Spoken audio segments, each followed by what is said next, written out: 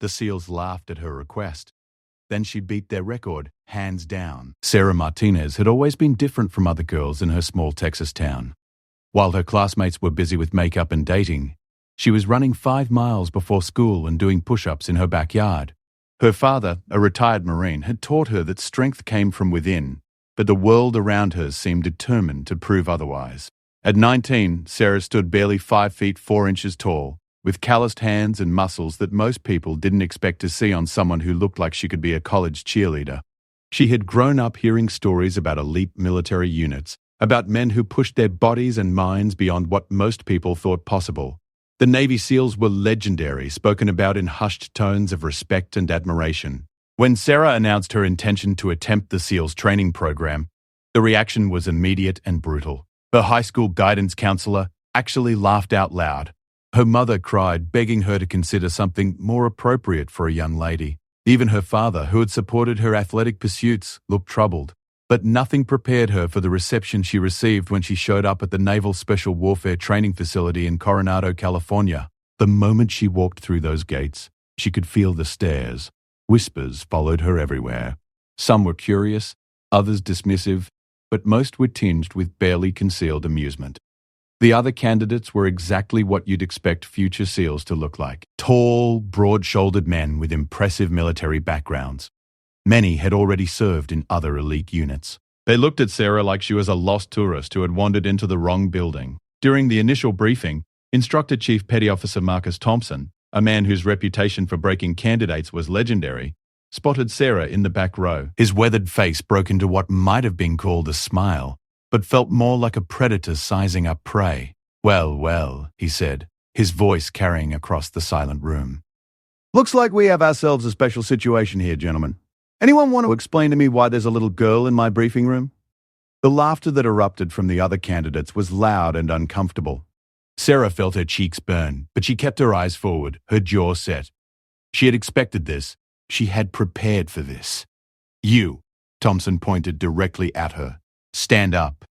Sarah rose from her seat, her back straight, meeting the instructor's gaze without flinching. "What's your name, sweetheart?" "Sarah Martinez, Chief Petty Officer." "And what exactly do you think you're doing here, Sarah Martinez?" "I'm here to become a Navy SEAL, Chief Petty Officer." The room erupted again. This time the laughter was so loud that Thompson had to raise his hand for silence. When the noise died down, his expression had shifted from amusement to something closer to pity. "Little lady, do you have any idea what you're asking for? Do you understand that the dropout rate for this program is over 80%? And that's for men who've been training their entire lives for this moment." Sarah's voice remained steady. "Yes, Chief Petty Officer. I understand." "No, I don't think you do." Thompson began walking toward her, his boots clicking against the concrete floor. "Let me paint you a picture of what the next 6 months would look like if I was crazy enough to let you continue with this fantasy." He stopped directly in front of her, close enough that she could see the scars on his hands, the lines around his eyes that spoke of years in harsh conditions. "You'll be carrying boats over your head that weigh more than you do. You'll be swimming in 50-degree water until your lips turn blue and your muscles seize up. You'll run until your feet bleed, then run some more. You'll be sleep-deprived, hungry, cold, and pushed beyond every limit you think you have." The room was completely silent now. Every candidate was hanging on Thompson's words, some looking relieved that they weren't the target of his attention. "And that's just the physical stuff," he continued. "The mental game is what breaks most people. When you're hallucinating from exhaustion, when every fiber of your being is screaming at you to quit, when the easy thing would be to ring that bell and go home to a warm bed and a hot meal, what makes you think you have what it takes to push through?" Sarah had rehearsed her answer to this question 1,000 times, but standing there under the weight of Thompson's stare and the barely contained snickering of her fellow candidates, the words felt inadequate. "'Cause I've been preparing for this my entire life, Chief Petty Officer, and because I believe I can do it." Thompson studied her for a long moment. Then he did something unexpected. He laughed, not the cruel laughter of the other candidates, but something that seemed almost genuine. "You know what? I've seen a lot of cocky kids come through here. Most of them are gone by the end of the first week. But you," he shook his head, "you've got something different. I can't quite put my finger on what it is." He walked back to the front of the room, addressing the entire group now. "Here's what we're going to do. Miss Martinez here seems to think she can hang with the big boys. So we're going to give her a little preview of what she's signed up for. Tomorrow morning, 500 hours, we're going to have ourselves a friendly competition. Sarah felt her stomach drop. She knew this wasn't going to be friendly. A simple obstacle course run. Nothing too complicated. Just a nice warm-up to see if our aspiring SEAL has what it takes. A current course record, held by Lieutenant Jake Morrison here. He gestured to a tall, muscular candidate in the front row. Stands at 12 minutes and 37 seconds. Morrison grinned and gave a small wave. He looked like he'd been carved from granite. Now, Miss Martinez, if you can complete this course in under 15 minutes, I'll consider letting you continue with the program. If not, well, I'm sure there are other career paths that might be more suitable for someone with your qualifications. The implication was clear. Thompson was giving her a chance to fail spectacularly in front of everyone, to prove once and for all that she didn't belong here. It was meant to be a public humiliation, a way to discourage her from wasting everyone's time. Sarah felt the weight of every eye in the room. She thought about her father's words about inner strength. She thought about every person who had told her she couldn't do something because she was too small, too weak, too female. I accept, Chief Petty Officer. Thompson's grin widened. Outstanding. I do so enjoy a good show. As the briefing concluded and the candidates filed out, Sarah could hear the whispered conversations around her, the odds being placed on how quickly she would fail, the jokes about whether they should have a medic standing by, the speculation about whether she would even show up in the morning. That night, alone in her temporary quarters, Sarah lay awake staring at the ceiling. She knew tomorrow would be one of the most important days of her life. She also knew that Thompson and the others expected her to fail. They wanted her to fail. She closed her eyes and began to visualize the course she had studied obsessively. Every obstacle, every turn, every challenge. She had watched videos, studied diagrams, and timed herself on similar courses dozens of times. But this wasn't just about completing a course. This was about proving that she belonged in a world that had never made room for someone like her.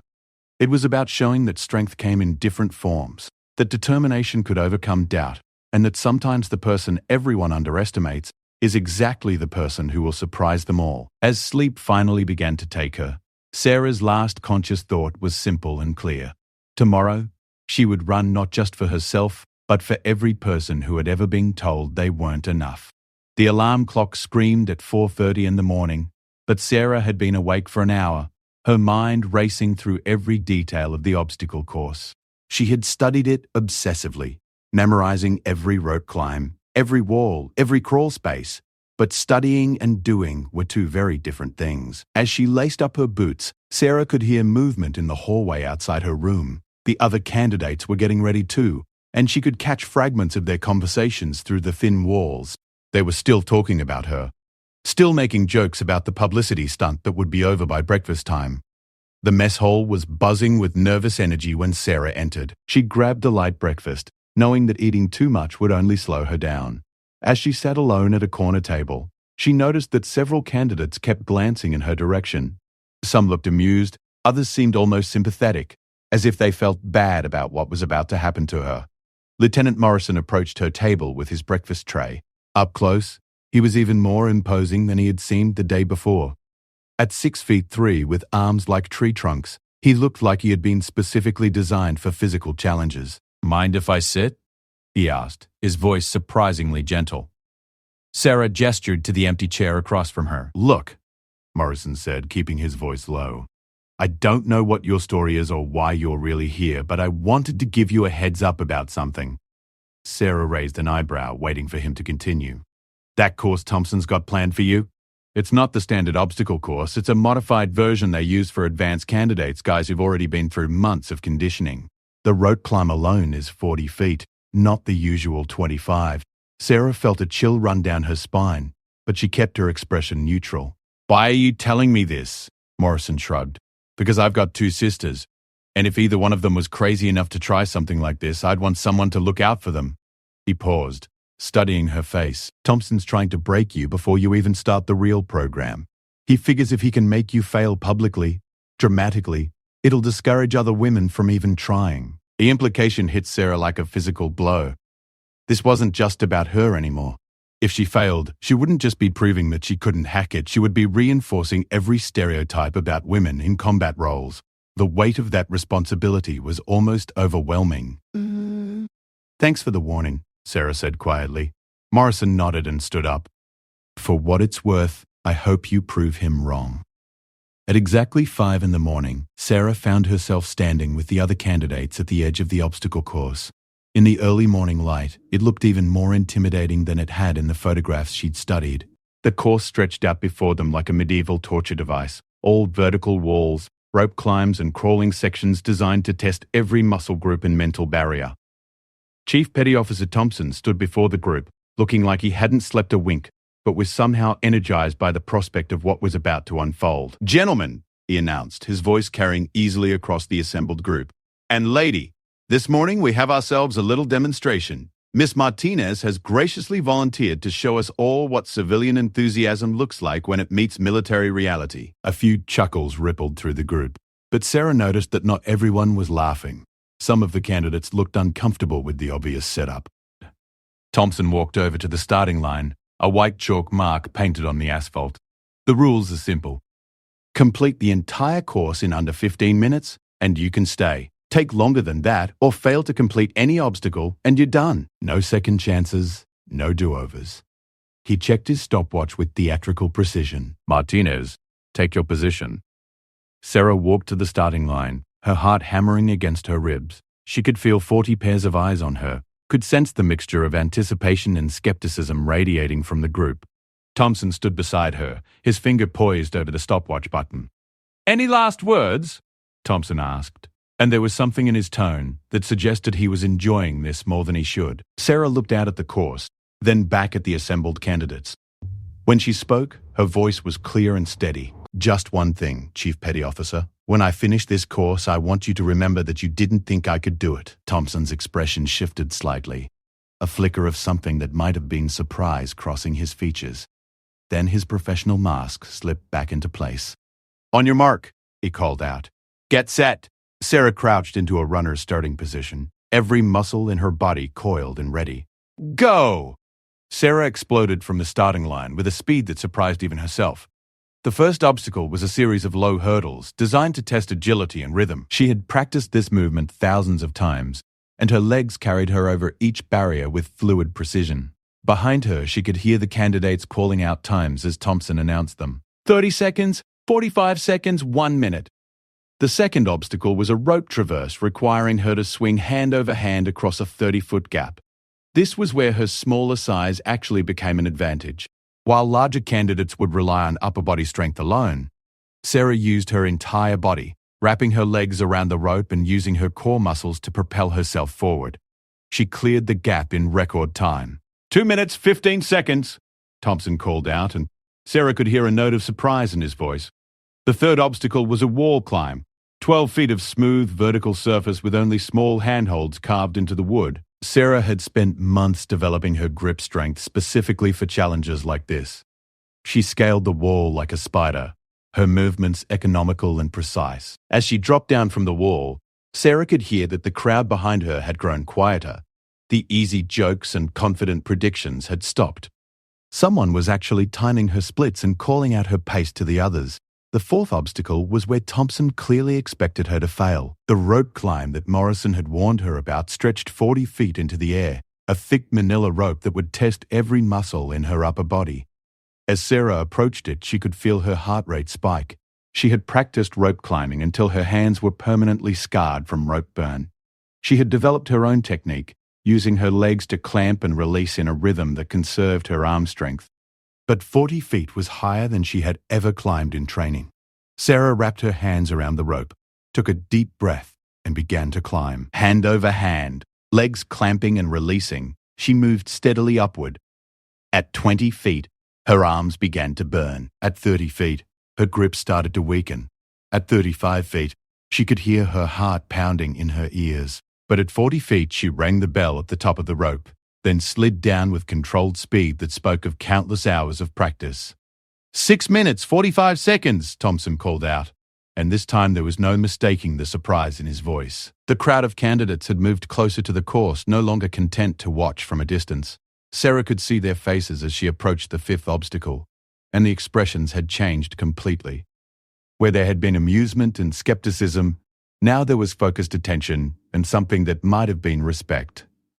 The fifth obstacle was a crawl space, a tunnel barely 2 feet high that stretched for 50 yards.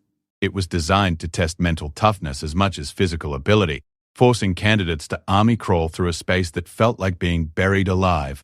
Sarah dove into the tunnel without hesitation, using her smaller frame to move through the space more quickly than larger candidates ever could. When she emerged from the tunnel covered in dirt but moving steadily, she could hear actual cheering from some of the candidates. They were no longer watching her fail, they were watching her succeed, and it was changing everything about the dynamic of the group. The sixth and final obstacle was a combination challenge. A series of monkey bars followed immediately by a sprint to the finish line. Sarah's hands were already torn and bleeding from the rope climb, and her grip strength was nearly gone. The monkey bars stretched out before her like an impossible challenge. She wrapped her damaged hands around the first bar and began to move. Each transition from bar to bar sent waves of pain through her already exhausted muscles. Halfway across, her left hand slipped and she found herself hanging by one arm. The crowd of candidates fell silent. For a moment, Sarah hung there, her body swaying slightly as she fought to maintain her grip. She could hear Thompson calling out the time. 10 minutes, 30 seconds. She had 4.5 minutes to complete the monkey bars and sprint to the finish line. With a grunt of effort that surprised everyone, Sarah swung her left hand back up to the bar and continued moving, bar by bar.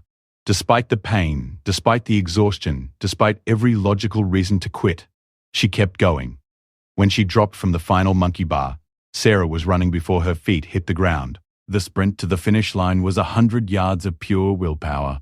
Her legs felt like concrete, her lungs burned, and her vision was starting to narrow from exhaustion. But behind her, she could hear something she had never expected to hear.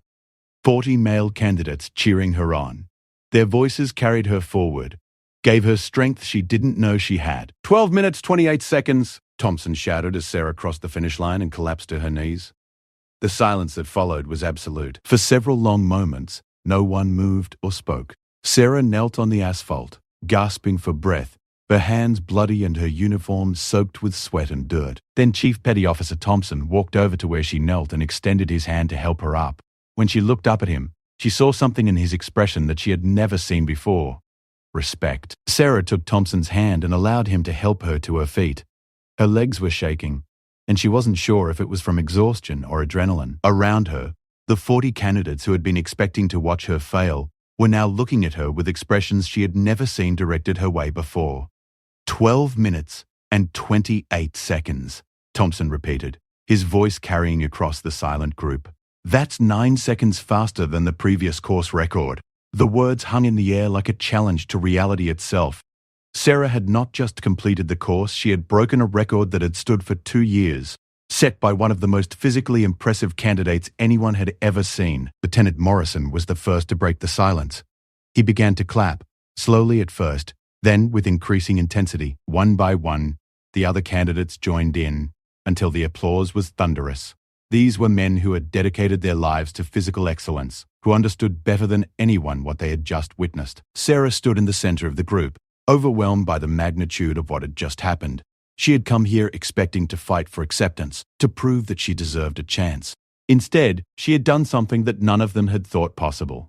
Thompson held up his hand for silence, and the applause gradually died down. When he spoke, his voice had lost all of its previous mockery and condescension. "I've been training Navy SEALs for 15 years, he said. I've seen candidates who looked like they were built in a laboratory specifically for this job. I've seen former Olympic athletes, college football stars, Marines who could bench press a small car."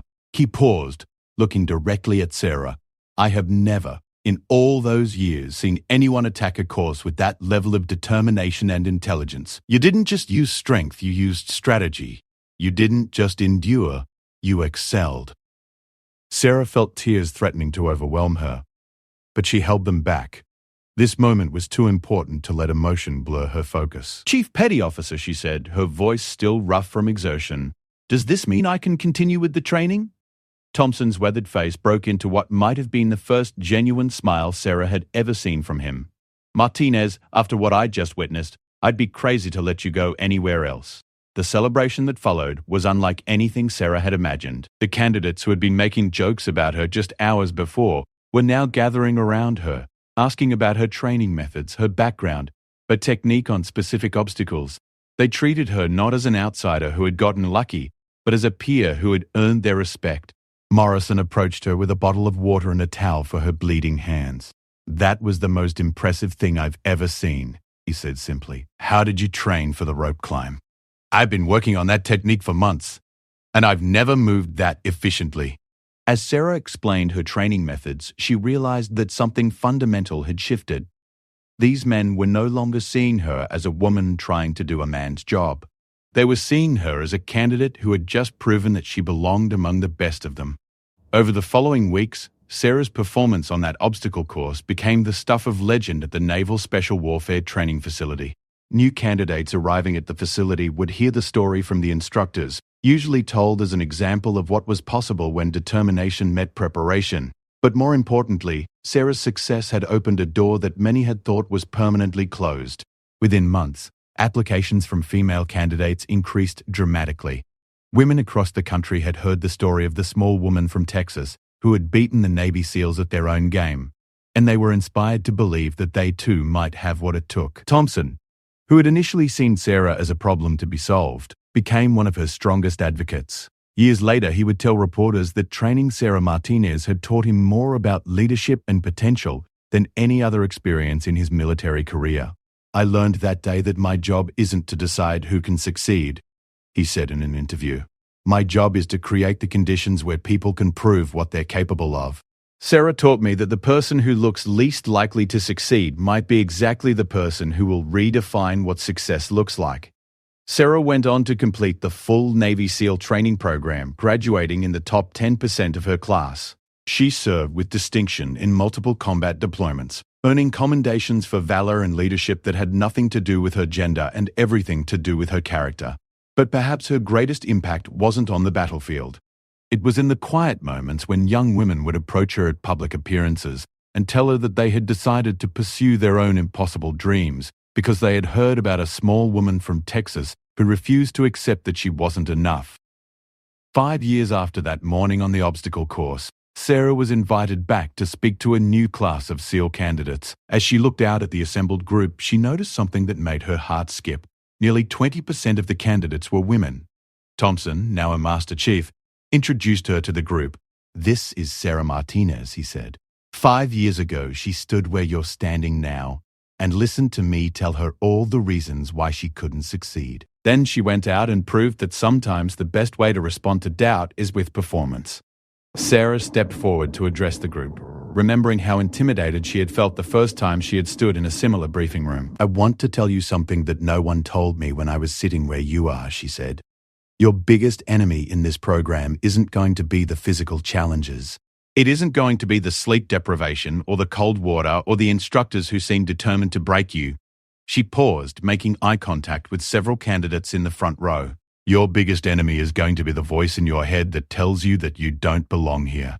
That voice will be loudest when you're most tired, most discouraged, most ready to quit. It will tell you that everyone else is stronger, faster, better prepared than you are."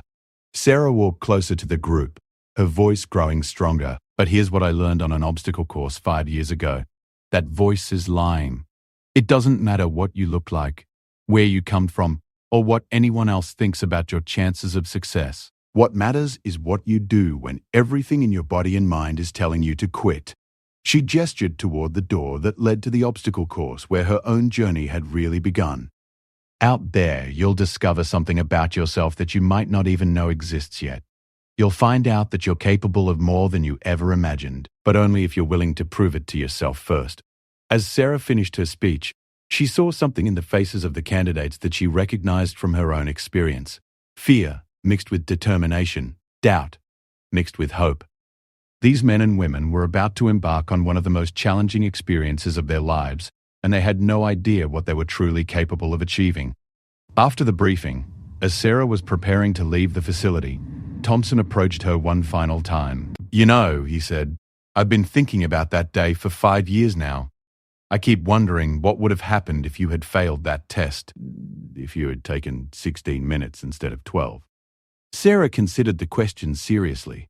I think I would have asked for another chance. And another one after that, until you either let me into the program or had security escort me off the base. Thompson laughed, the sound rich and genuine. You know what? I believe you would have. And that's probably the real test, isn't it? Not whether you can do something extraordinary once, but whether you're willing to keep trying until you succeed. As Sarah drove away from the Naval Special Warfare Training Facility for the final time, she reflected on the journey that had brought her to this moment. She had come here as a young woman trying to prove that she belonged in a world that didn't want her. She was leaving as someone who had helped change that world, opening doors for others who would follow in her footsteps. The story of the small woman from Texas who beat the Navy SEALs at their own game would continue to inspire people for years to come. But for Sarah, the real victory wasn't in the record time or the recognition or even the successful completion of the training program. The real victory was in proving to herself that the voice that had always told her she wasn't enough had been wrong all along. She was enough. She had always been enough. She just needed the chance to prove it.